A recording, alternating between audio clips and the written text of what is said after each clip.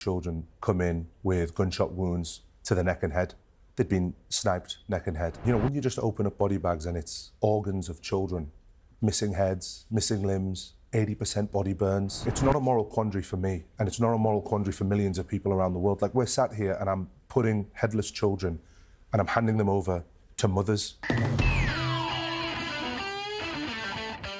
I want to end the day covering an actually wonderful Piers Morgan interview with a British doctor giving a heartbreaking account of what he witnessed during his time in Gaza. So if you can, leave us a like on the video. It helps us out a ton in the algorithm. It lets us know you enjoy the content. And let's see what context we can add to this tragedy. Had anything prepared you for what you encountered in Gaza? Do you know, Gaza is an extremely difficult place to go into. I've been there now multiple times since the start of this war. I remember, you know, the first time going in there, you know, we arrived at about 6 o'clock and there was an airstrike at a residential house and we walked in to the morgue. And I remember opening up the body bags because the other extended family were there to identify the bodies.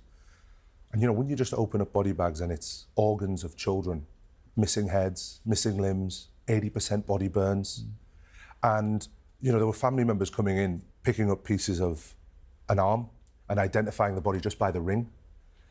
And, you know, that was literally the first 30 minutes I was in Gaza, and instantly you know that this is something that's, you'll never be prepared for something like that. Had you ever come across anything like this?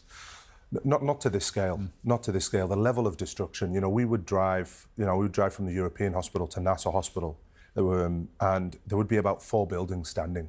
And it was just rubble. And people were living in and amongst this rubble. Nothing begets this that shouldn't be forgotten. And I hate that, like, in the West, what most people are getting caught up on is the semantics of genocide when it's children being killed by the thousands. It's a city being leveled. It's starvation, disease. It's indiscriminate bombing with no regard for civilian life. And it's like, at some point, no matter what you want to call it, you have to draw the line and say nothing could ever justify it, even if it's war, right? Like, you would even say in war, there's some things you wouldn't justify.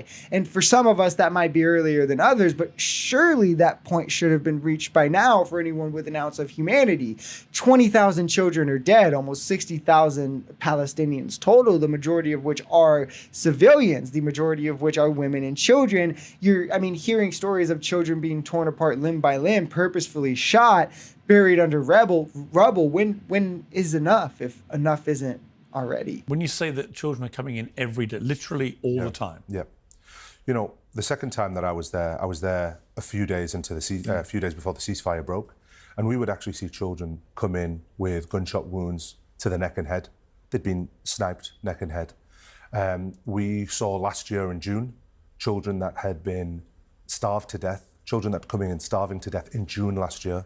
So forget about, you know, this Gaza Humanitarian Foundation now and the starvation that you see. We were seeing that in June last year. And, you know, to go back 9 months later and still see children starving to death, that's what really hits home, is when you see that how prolonged and sustained this campaign of violence and, you know, violence against children. It's been, it's quite difficult. And that's insane to hear from me, especially because on this channel, some of you know, some of you might not, I have, I think, 5 different interviews with 5 different doctors who have been on the ground in Gaza, all separately. They didn't know each other. Many weren't even there at the same time. And each of them had at least one tale of a kid who was shot twice in the head and neck, some with dozens of tales. I mean, it's actually crazy to hear yet another person with that exact same account, as if this is systemically being carried out and isn't just a little oopsies like the world wants us to believe, like Israel and Trump wants us to believe, as he says will help Israel continue ethnically cleansing these people and continue sending billions to aid their genocide. It's not a moral quandary for me, and it's not a moral quandary for millions of people around the world. Like, we're sat here and I'm putting headless children and I'm handing them over to mothers, and they're hugging them and they're putting them into body bags.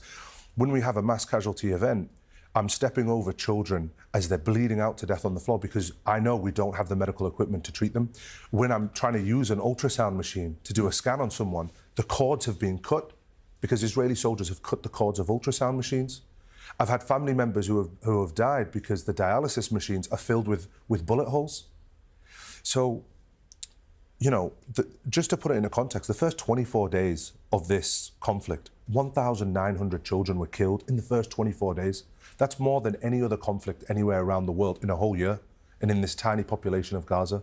And I think anybody like me or any Palestinians or anyone really that knows the situation, they knew what was coming, and we knew what was happening when they were calling, them human animals. The intent is clearly there. I mean, these people didn't try to hide it, at least not at first, from description of them as animals from Israeli officials to references of biblical genocides of the Amaleks, right? And yet the whole time we were told this was justified. It's just war, where I believe this shows one of the major problems with religion and the uncritical thinking that it promotes, as the mix of money in our political system and just pure religious dogma in our culture has allowed this to go on for so long without us mass protesting our tax dollars going towards it, with millions still supporting our tax dollars going towards it because it's the Holy Land and we have to do what's right. At some point, you again have to ask when enough will be enough, as we get closer to 2 years since October the 7th, with closer and closer to 60,000 killed, 20,000 dead children, that these are lives that can never be replaced, that many killed by bombs our government signed off on. And that's something one day we will have to reconcile with.